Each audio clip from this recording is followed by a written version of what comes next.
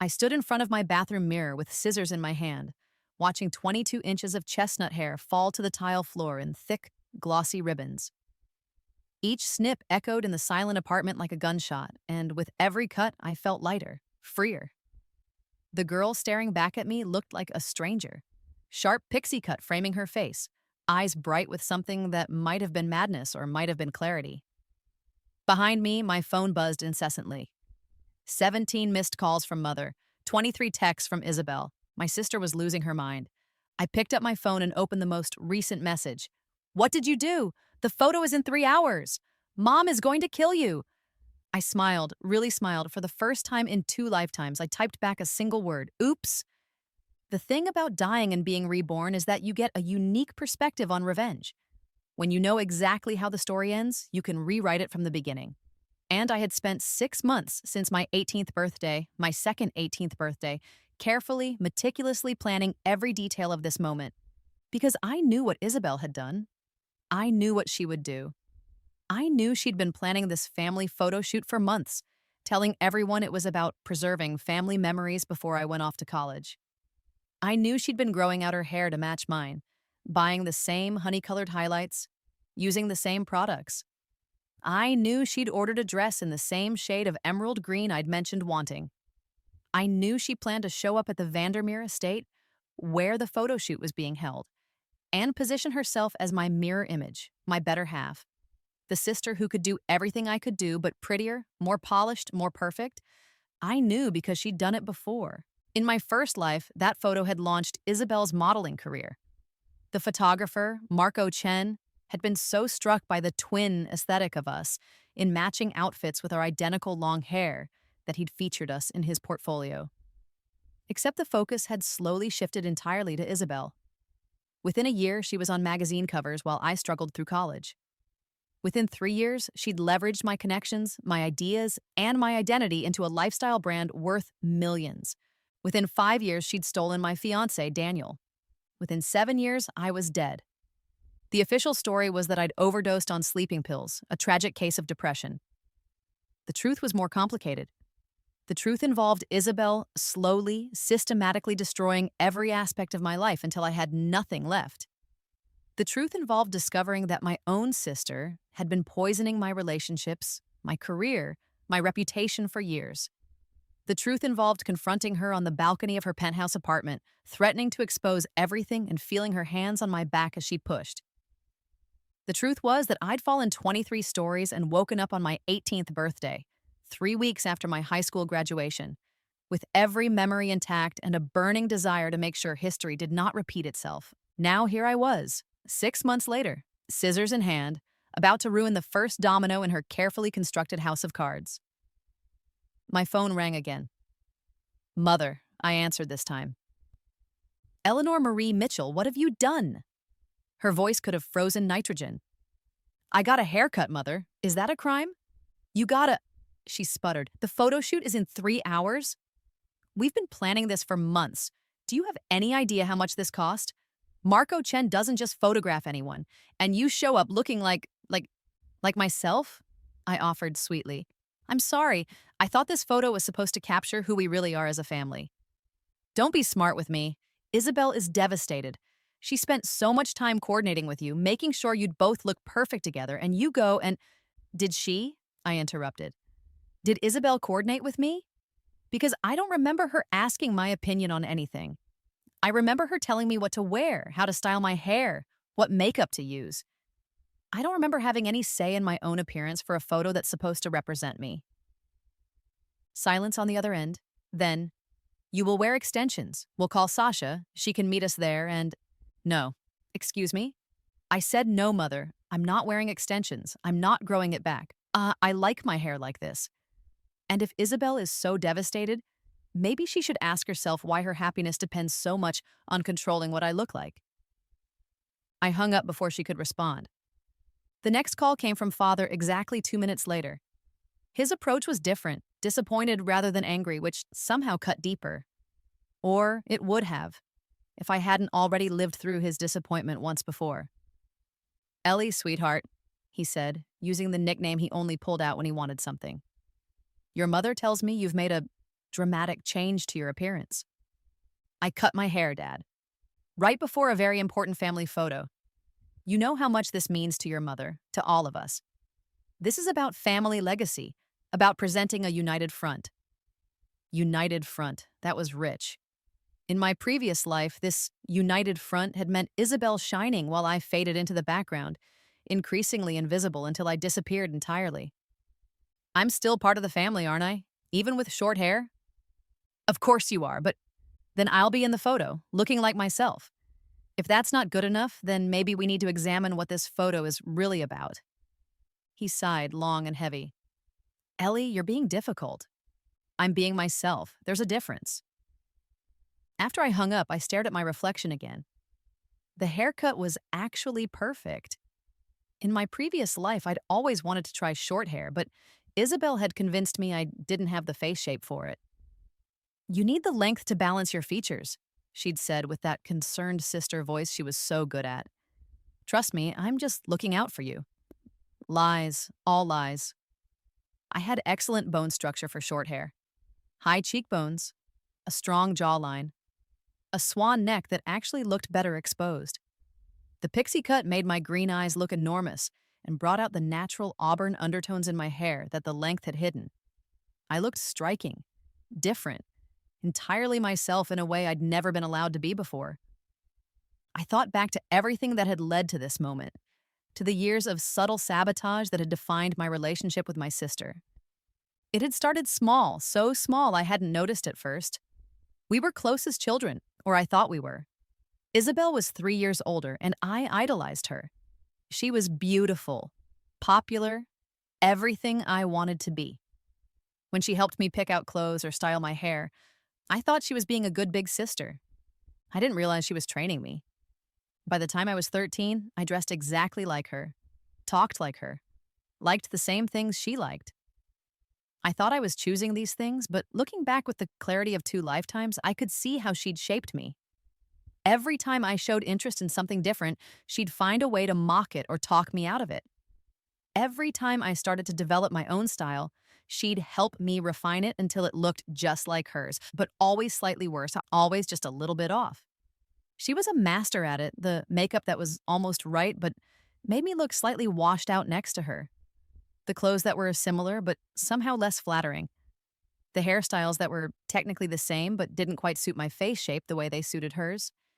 And because we looked similar, same coloring, same general build, everyone just assumed she was the pretty one, and I was the little sister trying to keep up.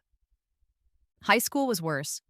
I made the cheerleading squad, and suddenly Isabel was coming to all my practices, befriending the older girls, positioning herself as the cool college sister.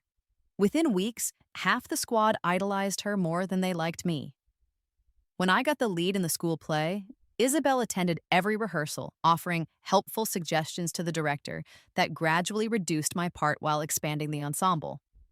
When I won the regional art competition, Isabel made sure to mention to everyone that she'd helped me with the concept, that we'd collaborated.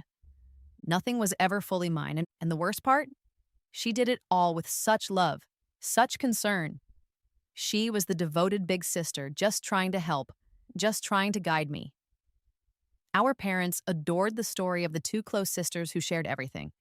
They never saw, or never wanted to see, that the sharing only went one way. Everything I had, Isabel took, but I had learned to stop fighting it. In my first life, I'd convinced myself that this was just what sisters did, that I was being petty or jealous, that Isabel's success was something to be proud of, not resentful about. Even when she started dating my crush from college. Even when she used my writing portfolio to land a job I'd applied for. Even when she launched a lifestyle brand using my design concepts. Even when she seduced Daniel. God, Daniel. In my previous life, I'd loved him so completely. We'd met in college, bonded over late-night study sessions and dreams of changing the world. He'd been kind, ambitious, brilliant. He'd proposed on my 24th birthday, right before Isabel's career really took off. Right before she needed someone with business connections, someone with a trust fund, someone exactly like Daniel. She'd started slowly with him too, asking his advice on contracts, meeting him for coffee to pick his brain about her brand strategy. showing up at events looking stunning, playing the role of my gorgeous, successful sister who just wanted to be part of my life. Daniel had been flattered by her attention. Who wouldn't be? Isabel Mitchell, Instagram influencer with 3 million followers asking him for help. By the time I'd realized what was happening, it was already too late. I'd found texts on his phone, innocent at first, then less so, then not at all. When I confronted him, he'd had the audacity to look guilty, but also like this was somehow inevitable. Like Isabel was simply the better choice. The upgrade. She'd married him 6 months after my funeral. The memory made my hands shake, so I gripped the bathroom counter until my knuckles turned white. Not this time. This time I knew the playbook. This time, I was 10 steps ahead. The photo shoot had been Isabel's idea, naturally. She'd proposed it at dinner 2 months ago, making it sound spontaneous and heartfelt. With Ellie going off to college soon, we should capture this moment as a family, she'd said, reaching across the table to squeeze my hand. Marco Chen owes me a favor, and his estate shoots are legendary. Imagine having those photos to look back on. Mother had loved the idea immediately. Father had agreed it would be good for the family's image. The Mitchells were old money, the kind of family that appeared in society magazines and historical archives. This kind of photo shoot would cement our status. I'd smiled and nodded, playing along, because I knew exactly what Isabel was really planning. In my previous life, those photos had been the launch point for her career. Marco Chen had been so impressed with her. With us, technically, but really with her. That he'd asked her to do a solo shoot. That shoot had gone viral. Within a month, brands were reaching out. Within 3 months, she'd dropped out of college to pursue modeling and influencing full-time. And she'd built her entire aesthetic around being my better version. But this time, I'd changed the game. This time, when she showed up with long, flowing hair and that emerald dress, expecting to create that perfect mirrored image, she'd find me completely different. The symmetry she'd planned for would be broken. The narrative she'd constructed would collapse. And that was just the beginning. I picked up my phone and scrolled through my photos until I found the one I'd taken yesterday. Isabel in a boutique downtown, trying on the emerald dress. She didn't know I'd been following her. Didn't know I'd documented every step of her planning. In this life, I'd learned to be patient, to watch, to collect evidence. The pixie cut was the opening move, but I had so much more prepared. A text came through from my friend Jade. "Holy shit, E! Your hair looks amazing! Total badass vibes. Your sister must be losing it, though, LOL." I smiled. Jade was one of the few friends I'd kept from my previous life, or rather that I'd made earlier in this one. I'd changed my social circle significantly in this timeline, gravitating toward people Isabel couldn't manipulate or impress. Jade was brilliantly, gloriously immune to Isabel's charms. She'd seen through my sister from day one. "She definitely is," I typed back. "This is going to be fun." "You're evil. I love it. Send photos from the shoot." I would. I'd document everything. Because this wasn't just about ruining one photo shoot. This was about establishing a new pattern. This was about showing everyone, including myself, that I was not Isabel's shadow, that I was not interchangeable with her, that I was not the rough draft of her finished masterpiece. I was my own person, and it was time everyone recognized that. 2 hours before the shoot, I started getting ready. I'd chosen my outfit carefully. Not emerald green, but a deep sapphire blue that made my eyes electric. Instead of the flowing, romantic dress Isabel would be wearing, I'd selected sharp-tailored pants and a silk camisole with a structured blazer. Where she would look soft and traditional, I would look modern and fierce. I did my makeup differently, too. Bold red lip, minimal everywhere else. Emphasis on my eyes and the sharp lines of my new haircut.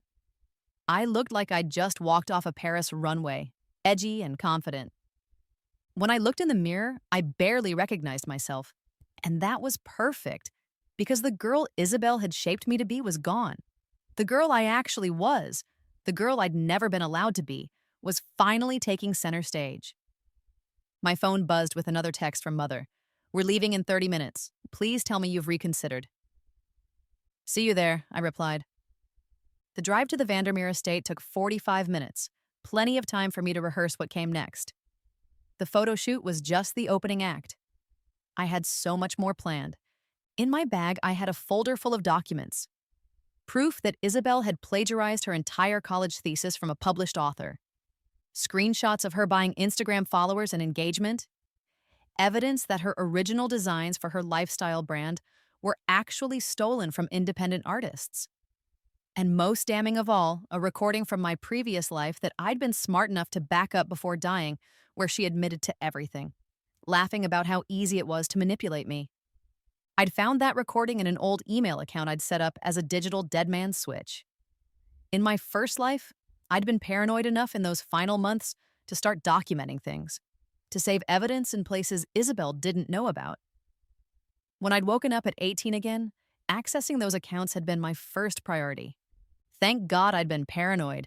Thank God I'd been smart enough, even at the end, to try to protect myself. The Vandermeer estate was stunning. 40 acres of manicured gardens, a historic mansion, and countless perfect photo locations. Marco Chen's assistant met me at the gate and directed me to the main garden where the shoot was set up. I could see my family from a distance. Mother pacing in an elegant cream suit, father checking his watch, and Isabel. Isabel looked like she wanted to commit murder. Her hair was perfect, long, glossy, styled in loose waves that cascaded past her shoulders. Her emerald dress was gorgeous, flowing, and romantic. Exactly the kind of thing she knew photographed well. She'd clearly put hours into her makeup and appearance. And she'd expected me to match her, to be her twin, her echo, her lesser reflection. Instead, I looked like her opposite in every way. I walked up the path with my shoulders back and my head high. Every eye turned to me. I watched Mother's face pale. I watched Father's jaw tighten. And I watched Isabel's expression cycle through shock, rage, and something that might have been genuine fear. "Eleanor," Mother hissed as I approached, "what have you done?" "I got ready for a photo shoot," I said calmly. "Did I miss the memo about there being a dress code?" "You knew," Isabel started, her voice shaking. "You knew what we talked about. You knew the aesthetic I planned. How could you—" "I don't remember us talking about anything," I interrupted, keeping my voice pleasant. "I remember you telling me what to do. There's a difference." Marco Chen appeared then, and his eyes widened when he saw me, but not with disappointment, with interest. "Magnificent," he murmured, circling me like I was a piece of art. "The juxtaposition here is incredible. Traditional meets modern, classic beauty meets contemporary edge. This is going to be so much more interesting than I'd planned." I watched Isabel's face crumble. This was her photographer, her contact, her carefully planned shoot. And he was looking at me like I was the star. "But the matching look," she tried, "is boring," Marco said bluntly. "Forgive me, Isabel, but I've shot 1,000 identical sisters in matching dresses." "This," he gestured between us. "This tells a story. This has tension, contrast, narrative. This is what great photography is made of." Mother stepped forward, trying to salvage the situation. "Perhaps Eleanor could change into something more cohesive with the family aesthetic?" "Absolutely not," Marco said firmly. "She's perfect as is. Now let's begin. I want to start with the full family shots, then we'll break into smaller groupings." The shoot that followed was exquisite torture for Isabel, and I savored every moment. In every group shot, I stood out. Not in a bad way, in a captivating way. My short hair and modern outfit created visual interest that drew the eye. Marco kept positioning me at key points in the compositions, using me as an anchor point for the lighting and framing. "Eleanor, turn your head slightly. Perfect. That cheekbone. Isabel, can you lean in a bit? Try to match your sister's energy." Isabel was being told to match me. The reversal was delicious. During a break, while Marco reviewed some shots with his assistant, Isabel cornered me by the rose garden. "Why are you doing this?" she demanded, her perfect composure finally cracking. "You've ruined everything. I spent months planning this shoot, coordinating everything, and you show up looking like myself," I finished. "God forbid." "You know what I mean. We were supposed to look beautiful together. We were supposed to complement each other. Now everyone's going to focus on how different we are, how mismatched. Or they'll focus on how we're actually individuals," I suggested, "how we're not interchangeable, how I'm not just your accessory." Her eyes flashed with something dangerous. "Is that what you think? That I've been treating you like an accessory?" I think you've spent my entire life trying to shape me into your mirror image so you could control the comparison. I think you're threatened by the idea that I might be interesting or beautiful or successful in my own right, in my own way. I think this photo shoot was never about family. It was about you using me as a prop for your next career move.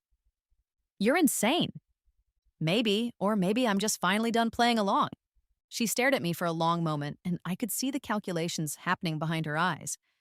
In my previous life, this would have been the moment where she'd switch tactics, go soft, play the hurt sister, make me feel guilty for being cruel to her. Ellie, she said, her voice going small and wounded. I don't understand where this is coming from. I thought we were close. I thought you wanted to do this together. I've always just tried to help you, to guide you.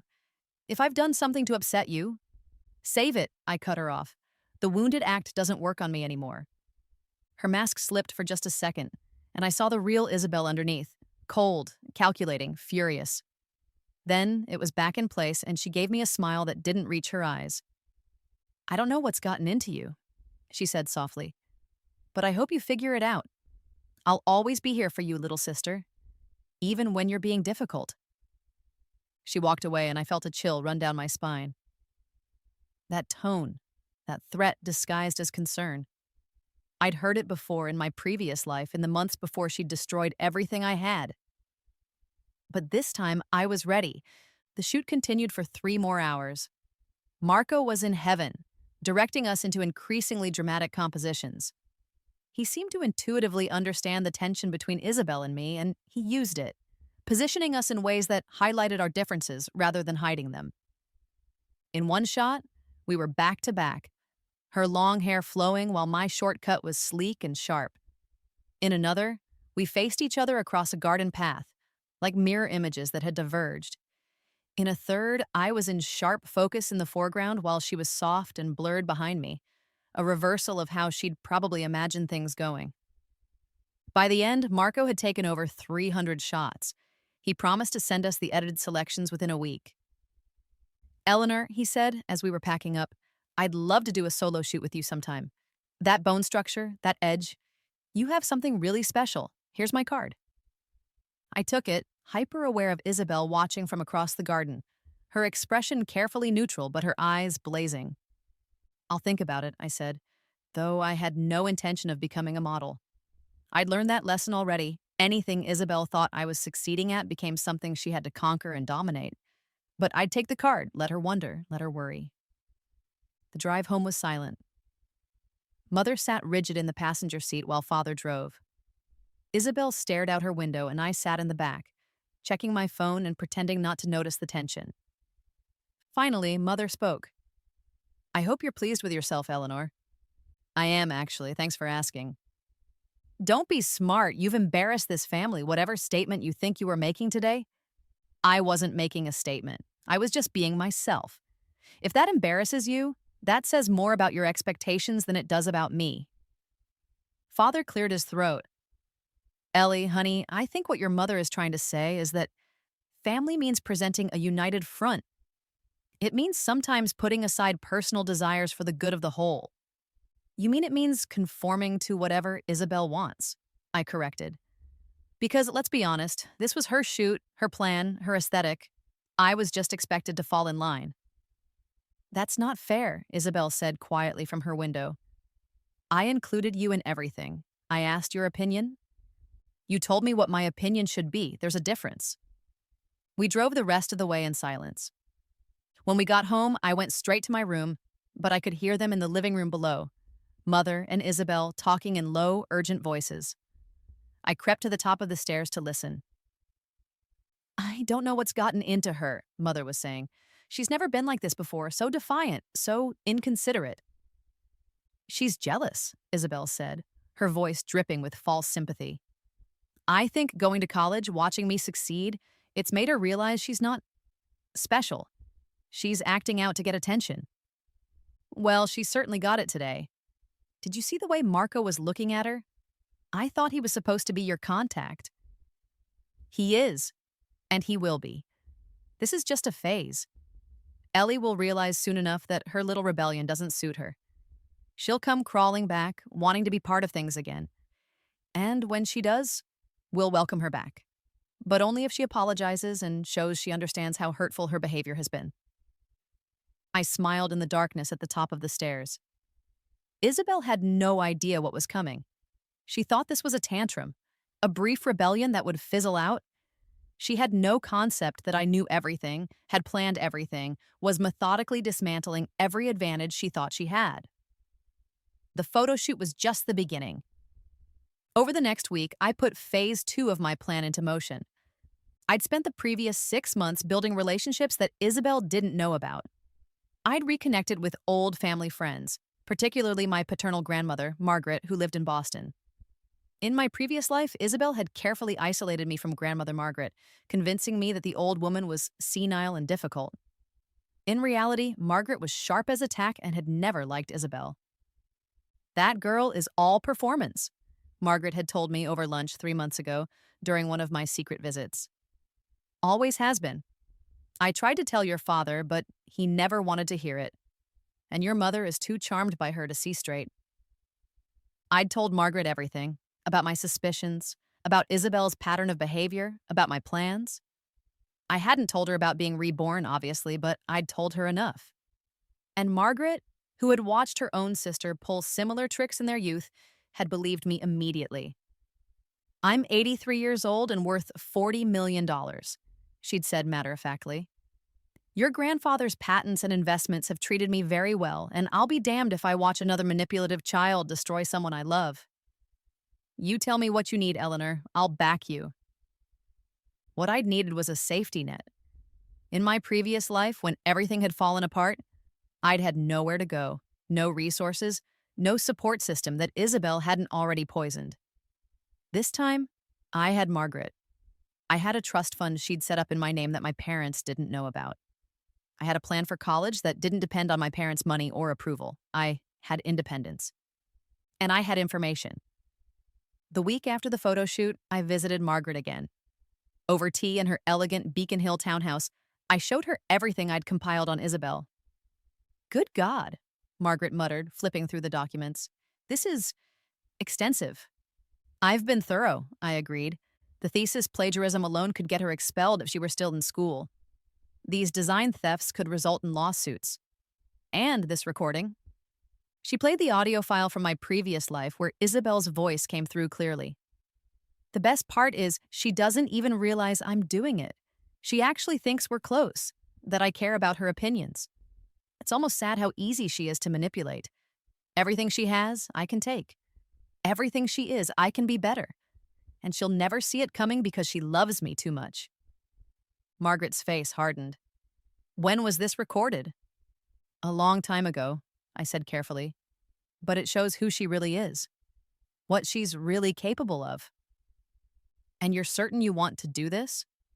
Once you release this information, there's no taking it back. Your family will fracture. Your relationship with your sister will be permanently destroyed." "It was always destroyed," I said softly. "I just didn't know it yet. Or I did, and I couldn't admit it. But I'm done pretending. I'm done letting her steal my life." Margaret squeezed my hand. "Then we'll do this properly, strategically. Your sister thinks she's a master manipulator? Let's show her what real power looks like." We spent the next 2 weeks preparing. Margaret had lawyers, the kind of lawyers who could make things happen quietly or loudly, depending on what was needed. We compiled everything into a comprehensive file. The plagiarism, the design theft, the follower fraud, the recording. And we waited for the perfect moment to deploy it.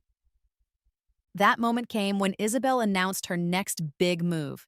She'd invited the family to dinner at an expensive restaurant downtown, saying she had exciting news. I knew what the news would be. In my previous life, this had been when she'd announced her lifestyle brand launch. She'd been 22 then. She was only 19 now, but I could see her jumping at the opportunity, especially after the photo shoot had gone differently than she'd planned. We all dressed up and met at Celeste, a 5-star restaurant where the wine list cost more than most people's monthly rent. Isabel looked stunning in a designer dress, her hair and makeup perfect. She waited until we'd ordered before making her announcement. "So," she said, beaming around the table, "I have some really exciting news. I've been working on something for a while now, And it's finally coming together. I'm launching a lifestyle brand. Mother gasped with delight. Father raised his glass. That's wonderful, sweetheart. Tell us about it. It's called Belle Vie, Beautiful Life in French. It's going to be a complete lifestyle experience. Fashion, home goods, beauty products. All designed by me, all reflecting my aesthetic. I've been working with manufacturers and I have some investors interested. The website launches next month. That's amazing, honey, Mother gushed. You must have been working on this for months. I have. I've put so much of myself into it. Every design, every product. It all comes from my vision, my creativity. She smiled at me across the table. Ellie, I'd love for you to be involved too. Maybe you could help with social media or something? It could be a sister project. There it was. The olive branch that was actually a chain. The offer to include me. That would really mean making me her assistant, her support staff, her echo. In my previous life, I'd said yes. I'd been so grateful to be included, so desperate to repair what I'd thought was a rift between us. I'd worked for free, contributing ideas and designs that she'd used and claimed as her own. I'd helped build her empire, and she'd pushed me out of it once it was successful. Not this time. No thanks, I said pleasantly. I have my own plans for college, but good luck with it. Isabel's smile tightened. Are you sure? It could be really fun. And it would give us a chance to work together, be close again. I feel like you've been distant lately. I've been busy, I said, preparing for my own future. Speaking of which, Father interjected, have you finalized your college plans, Ellie? You've been very secretive about it. I have. I'll be attending Redmond University in the fall. Full scholarship plus a research grant. I paused. Actually, I'm going for fashion design with a minor in business. The table went silent. Isabel's face lost color. Fashion design? Mother repeated. But that's Isabel's thing. Fashion design is a field with room for multiple people, Mother. And I've always been interested in it. I've been drawing and creating for years. I just never talked about it much. That last part was true. In my first life, I'd hidden my design work because Isabel had mocked it when we were younger, calling my sketches derivative and my ideas basic. I'd believed her, stopped sharing, stopped creating. In this life, I'd kept working on my designs in secret, building a portfolio that had won me a full ride to one of the best design programs in the country. You got a scholarship? Father asked, sounding surprised. And a research grant. Now, I applied under a pseudonym so my last name wouldn't influence the decision. They want me to study under Professor Helena Reeves. Apparently, my portfolio showed exceptional originality and vision. I smiled at Isabel. Funny, right? They used almost the exact same words you used when describing your brand. Isabel's hand tightened on her wine glass. That's congratulations. Though I'm surprised you didn't mention any of this before. I wanted it to be a surprise. Well, Mother said, clearly trying to regain control of the conversation. That's lovely, Eleanor, but let's focus on Isabel's announcement. This brand launch is such a big deal. We should be celebrating her hard work and creativity. Of course, I agreed. Though I am curious, Belle Vie. Did you design everything yourself? Or did you work with other artists? I designed everything, Isabel said firmly. Every piece is my original creation. Interesting. So you didn't, for example, take inspiration from anyone else's work? You didn't source designs from independent artists and modify them slightly? The temperature at the table dropped 10 degrees. What are you implying? Isabel asked, her voice dangerous. Nothing. I'm just asking, because I'd hate for you to launch this brand and then have some artist come forward claiming you stole their designs. That would be really embarrassing, potentially even legally complicated. Eleanor, Father said sharply, that's quite an accusation. Is it? I'm just saying it's important to be careful about intellectual property, especially in fashion, especially when building a brand on claims of originality. Isabel stood abruptly. I need to use the restroom. Excuse me. She walked away with her head high, but I could see the tremor in her hands. Mother turned on me the moment Isabel was out of earshot. What is wrong with you? Why are you being so cruel to your sister? I'm not being cruel. I'm being realistic. If Isabel is launching a brand, she needs to be prepared for scrutiny. That's just business. You're jealous, Mother said flatly. You can't stand seeing her succeed, so you're trying to tear her down. Or, I said calmly, I'm trying to protect her from making mistakes. But if you want to interpret that as jealousy, that's your choice. Father was studying me with a strange expression. Ellie, do you know something we don't? I know lots of things you don't, I said. But they're my things to know. My life, my plans, my future. Just like Belle V is Isabel's thing. We're separate people, Dad. We're allowed to be different. When Isabel returned, the dinner continued tensely. She talked more about her brand plans, clearly trying to regain the spotlight, but the energy had shifted. My comments had planted seeds of doubt. And I could see Father, at least, watching Isabel more carefully, perhaps wondering if there was merit to my concerns. We said goodbye in the parking lot. Isabel caught my arm before I could get in Father's car. What are you doing? She hissed, quiet enough that our parents couldn't hear. I don't know what you mean. Yes, you do. The photo shoot, the hair, the college plans, and now these accusations. What are you playing at? I'm not playing at anything. I'm living my life. Is that not allowed? You're trying to sabotage me. I'm trying to exist independently of you. If you see that as sabotage, that's your issue, not mine. She stared at me for a long moment, and I could see her trying to figure out what had changed, what had given me the confidence to stand up to her. She'd spent years training me to be compliant, to be her shadow. She couldn't comprehend that I'd broken free. You'll regret this, she said finally. Whatever you think you're doing, whatever point you think you're making, you'll regret it. Because without me, without this family, you're nothing. You're going to realize that very soon. Maybe, I said. Or maybe I'll realize I was always something and you just convinced me I wasn't. I guess we'll find out. I got in the car, leaving her standing alone in the parking lot. That night, I couldn't sleep. I kept replaying the dinner, Isabel's threats, the look on her face. In my previous life, this would have been when I'd have started doubting myself, when her words would have burrowed into my brain and convinced me I was being unreasonable. But I had Margaret, I had proof, I had a plan, and tomorrow, phase 3 began. The next morning, I met with Margaret and her lawyers at their office in downtown Boston. We'd been preparing for this meeting for 2 weeks, compiling everything into a comprehensive case. Are you ready? Margaret asked, squeezing my hand. I'm ready. The lead lawyer, a sharp woman named Patricia, who'd built her career on intellectual property cases, laid out our strategy.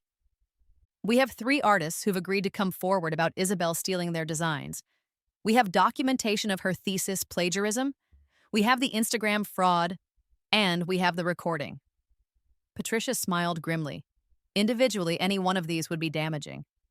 Together, they paint a picture of systematic deception. What's our leverage? I asked. Multiple points. We can threaten legal action for the design theft. The artists she stole from are willing to file suit. We can contact her university about the plagiarism. Even though she's graduated, it would result in her degree being revoked. We can release the information about her fake followers to the press.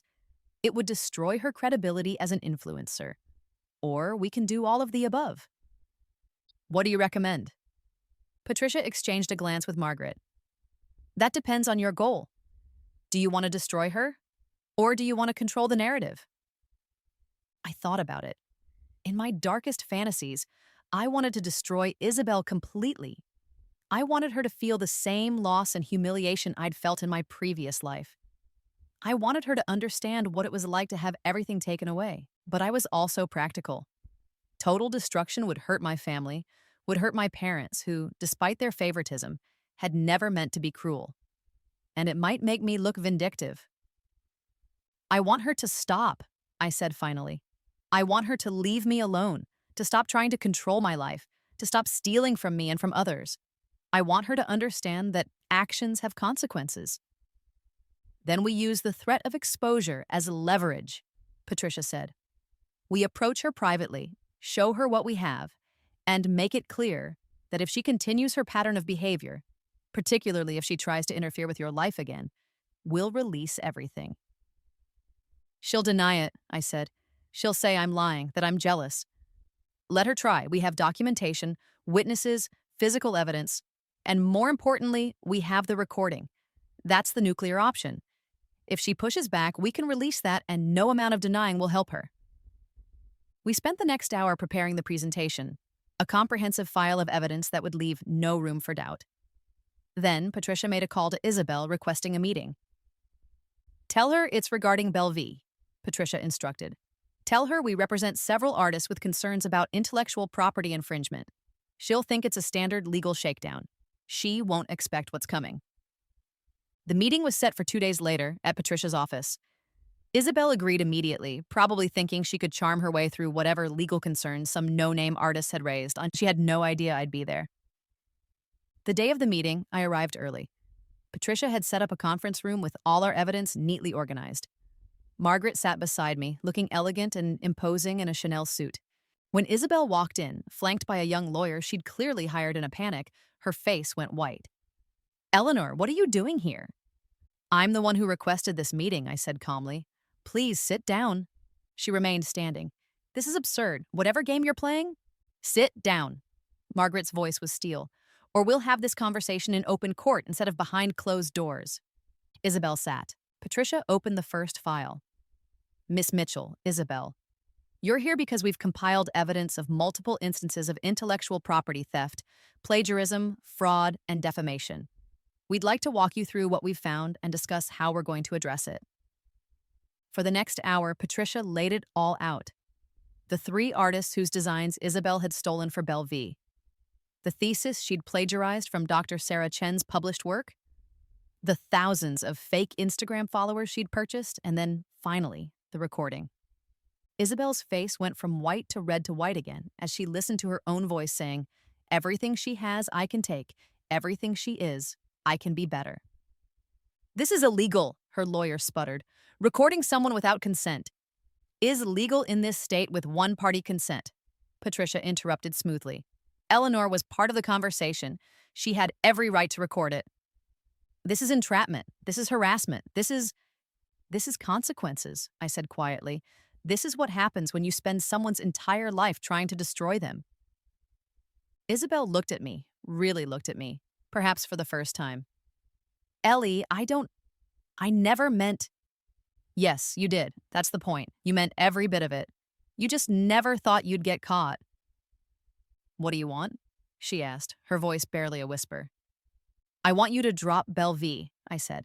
"I want you to return the designs to the artists you stole them from. I want you to publicly acknowledge your thesis plagiarism to your university. And I want you to leave me alone completely forever." "And if I don't?" "Then we release everything," Margaret said. "The legal claims, the evidence, the recording.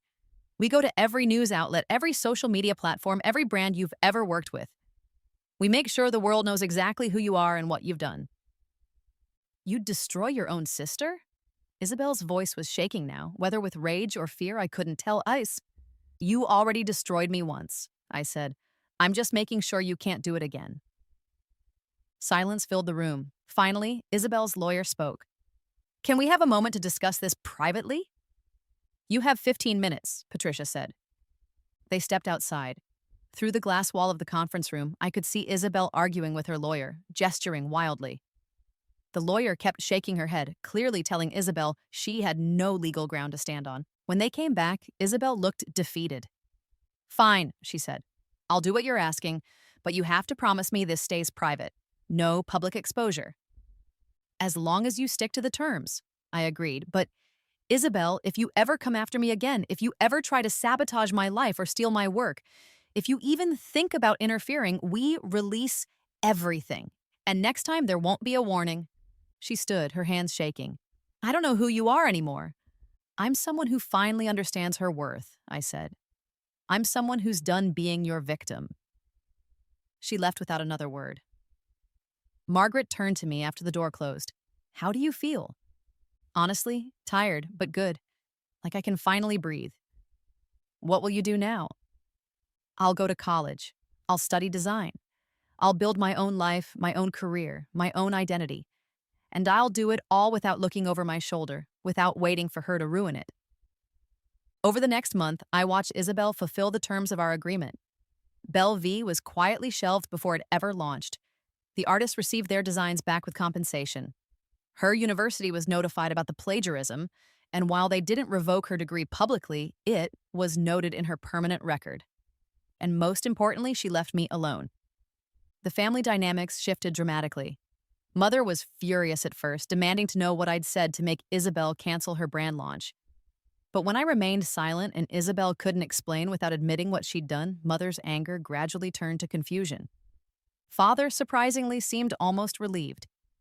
Later, he told me that he'd always felt something was off about Isabel's meteoric success, but he'd never wanted to look too closely at it. My confrontation had forced him to see what he'd been avoiding. "I'm sorry," he said one evening, catching me before I left for dinner with friends. "I don't think I realized how much we'd prioritized your sister, how much we'd let slide because she seemed so successful, so put together." "She was good at creating illusions," I said. "That was always her real talent." "And you, what's your talent?" "I'm still figuring that out," I admitted. "But this time, I get to discover it on my own terms." He hugged me then, really hugged me, for the first time in years. When summer ended and I left for Redmond University, it felt like walking into a new life. I'd chosen a school across the country, far from Isabel's sphere of influence. I'd made it clear to my family that I needed space to grow without her shadow. My first semester was revelatory. Professor Helena Reeves was everything I'd hoped, a brilliant designer who pushed me to develop my own voice, my own aesthetic. She looked at my work and saw potential, not as an echo of someone else, but as something wholly mine. I made friends who didn't know Isabel, who had no preconceptions about who I should be. I dated people who liked me for myself, not as someone's little sister. I worked hard, won awards, saw my designs in student shows. I lived. And every time I passed a mirror and saw my short pixie cut growing out into a messy, edgy bob, I smiled. Because that day at the photo shoot, when I'd cut off all my hair, I hadn't just been ruining Isabel's perfect matched aesthetic. I'd been cutting away the person she'd tried to make me. I'd been freeing myself. 6 months into my first year, I got a text from an unknown number. When I opened it, I found a photo. The family photo from the Vandermeer estate shoot. Marco Chen had sent it, and it was stunning. In the image, my family stood in the garden, formally posed. But the whole composition was anchored by me, short-haired, fierce-eyed, electric in my blue outfit. Isabel stood beside me in her flowing green dress, and somehow the contrast made us both more interesting. She looked classically beautiful, but I looked alive. The text from Marco read, "This won the Gardner Prize for Contemporary Portraiture. Thank you for making my work memorable. Coffee if you're ever in Boston." I showed the photo to my roommate, Zara, who whistled. "Damn, E, you look like you could conquer the world." "Maybe I will," I said. And for the first time in 2 lifetimes, I believed it. That spring, I got another text. This one from Isabel, just 3 words. "You were right." I didn't respond. There was nothing more to say. By the end of my first year, I'd been offered an internship with Reeves's design studio. By my second year, I'd sold my first design to a small but prestigious boutique label. By my third year, major brands were asking to see my work, and through it all, Isabel stayed away. I heard through family updates that she'd moved to California, was working in marketing for a tech company. She'd started seeing a therapist. She'd stopped posting on social media entirely. Mother, worried about her, said she seemed lost. I felt a twinge of sympathy, but not guilt. She'd had every advantage, every opportunity. She'd chosen to use those advantages to hurt others, to steal, and manipulate and destroy. What she was feeling now was just the natural consequence of those choices. Meanwhile, I thrived. On the anniversary of that photo shoot 2 years later, I cut my hair short again. Not because I had to, but because I wanted to. Because it made me feel like myself. Because it was mine. I stood in front of my mirror in my apartment near campus, scissors in hand, and smiled at my reflection. "Here's to new beginnings," I said to myself. And then I cut. The hair fell in soft waves around my feet, and with each snip, I felt lighter, freer, more myself than I'd ever been. My phone buzzed, a text from Margaret. "Dinner tonight. I want to hear about your meeting with the Belmont house buyers." I grinned. Belmont House was interested in my entire senior collection. If the deal went through, I'd graduate with a six-figure contract and my own line. Absolutely, I typed back. And grandmother, thank you for everything. You did the hard work, darling. I just gave you the tools. Love you. Love you too. I cleaned up the hair, styled the new cut, and looked at myself one final time. The girl in the mirror looked powerful, confident, free. She looked nothing like Isabel. She looked like me. And that, after everything, was the greatest victory of all. 3 years later, I was standing backstage at Fashion Week, about to show my debut collection for my own label, Mitchell Original Designs. The name was deliberate. I'd taken back the family name on my terms as my own identity rather than as Isabel's sister. The collection was called Metamorphosis, and every piece told a story of transformation and rebirth. Bold cuts, unexpected angles, designs that celebrated individuality over conformity. As the music started and the first model walked out, I felt a hand on my shoulder. I turned to find Father standing there, tears in his eyes. "I'm so proud of you, Ellie," he said. "I wish I'd seen this in you sooner. I wish I'd supported you better." "You're here now," I said. "That's what matters." Mother was in the audience too. I could see her in the front row, watching with an expression I'd never seen before. Pride, certainly, but also regret. After the show, when the applause had faded and I'd taken my bow, I found them waiting for me. Mother hugged me tightly, whispering, "I'm sorry, I'm so sorry for not seeing you." "It's okay, Mom," I said, and surprisingly, I meant it. Forgiveness didn't mean forgetting, but it did mean releasing the bitterness that served no purpose. As we walked out together, Mother asked hesitantly, Should we invite Isabel to the celebration dinner?" I paused, considering. It had been 3 years since our confrontation. 3 years of Isabel leaving me alone, of both of us building separate lives. She'd reached out a few times, carefully, tentatively, and I'd responded politely but distantly. "If she wants to come, she can," I said finally. "But Mom, this is my night, my achievement, not a family reconciliation project. If she comes as my sister, not as the star." Mother nodded, understanding. Isabel didn't come to the dinner, but the next day, I received a package at my hotel. Inside was a simple card and a gift. The card read, "Congratulations on your collection. It's beautiful. You've become everything I was afraid you'd be, yourself. I'm working on being happy about that.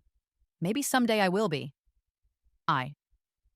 The gift was a framed photo, the one from the Vandermeer estate shoot, the award-winning portrait where I stood fierce and free while she flowed behind me. I stared at it for a long time. Then I hung it in my new office, right behind my desk. Not as a trophy or a symbol of victory over my sister, but as a reminder. A reminder of the moment I'd chosen myself. The moment I'd cut away what no longer served me and stepped into who I really was. Every time I looked at it, I remembered I was not my sister's shadow. I was not anyone's copy. I was not defined by someone else's vision of who I should be. I was Eleanor Mitchell, and I was finally, gloriously, completely myself. Years continued to pass. My brand grew. I won awards. I built a team, a company, a legacy that was entirely mine. I dated, fell in love, got married to someone who'd never known Isabel and didn't care about the comparison. I had a life that was full and rich and real. Isabel and I saw each other at family events. Holidays, birthdays, graduations of younger cousins. We were polite. Sometimes we even laughed together, carefully, over neutral topics. We would never be close, but we'd reached a détente. She'd built her own life, too, not as flashy as she'd once dreamed, but more authentic. She worked in nonprofit marketing, using her skills to help others rather than promote herself. She'd told me once at a Christmas dinner that therapy had helped her understand why she'd been so desperate to control everything, to be the best, to diminish others, to elevate herself. I was terrified, she'd admitted over wine, her guard down for once. Terrified that if I wasn't perfect, if I wasn't the best, I'd be worthless. So I made you feel worthless instead, and I'm sorry. I know saying it doesn't fix anything, but I'm sorry. I'd accepted the apology. Not because it changed the past, but because we both deserved to move forward. Now, on the 10th anniversary of that pivotal photo shoot, I was giving a keynote speech at a fashion conference. The topic was finding your voice in a world of copies. As I stood at the podium, looking out at hundreds of young designers, I told my story. Not all of it, some wounds were too private to share publicly, but I told them about growing up in someone's shadow, about learning to differentiate between influence and imitation, about the day I'd literally cut away the version of myself that others had shaped and chosen to become who I really was. The fashion industry loves to talk about inspiration, I said, but there's a fine line between being inspired by someone and trying to become them. The most powerful thing you can do as a designer, as a creator, as a human being, is to figure out who you are when no one is telling you who to be.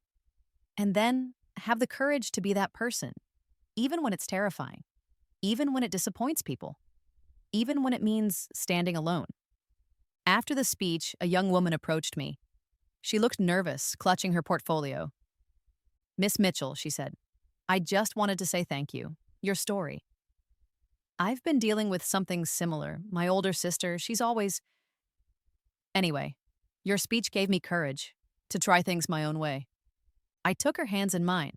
"Then try them. Try them all. Make mistakes, make messes, make something entirely your own, because that's the only way to find out who you really are." She smiled, tears in her eyes, and walked away with her shoulders a little straighter. That night, back in my hotel room, I looked at photos from the day. In one, I was mid-speech, gesturing passionately, my hair, now shoulder length and professionally styled, catching the light. I looked confident, powerful, myself. I thought about that girl 10 years ago, standing in her bathroom with scissors, making a choice that would change everything. I thought about all the times I could have given up, could have gone back to being Isabel's shadow because it was easier than fighting. I thought about the 2 lifetimes I'd lived. One where I'd let someone else define me, and one where I'd fought to define myself. And I smiled, because the greatest revenge wasn't destroying Isabel. It wasn't public humiliation or legal action, or even the success I'd built. The greatest revenge was simply this: I was happy, I was myself, and nothing, no one, could ever take that away from me again. I picked up my phone and scrolled to my messages. On impulse, I typed a text to Isabel. "I saw the article about your nonprofit's new program. It sounds amazing. Proud of you." She responded an hour later, "Thanks, I saw your speech online. You were incredible. Proud of you too." It wasn't closure. We'd probably never have true closure. But it was something. An acknowledgement that we'd both grown, both changed, both become people we could almost be proud of in our separate ways. I set down my phone and walked to the window, looking out at the city lights stretching endlessly before me. Tomorrow, I'd fly home to my husband, to my studio, to my team working on next season's collection. Tomorrow, I'd continue building the life I'd fought so hard to claim. But tonight, I just stood there, feeling the weight of the past and the lightness of the present existing simultaneously. I thought about that photo one more time, me with my pixie cut, fierce and free, while Isabel flowed behind me in her green dress. The moment of transformation captured forever. "Thank you," I whispered to my past self, the girl who'd been brave enough to pick up those scissors. "Thank you for choosing us." And then I turned away from the window, away from the past, and walked forward into whatever came next. Because that's what I'd learned. After everything. The only person you need to be better than is who you were yesterday. And every day, in every way, I was becoming more myself. That was the victory. That was the triumph. That was enough.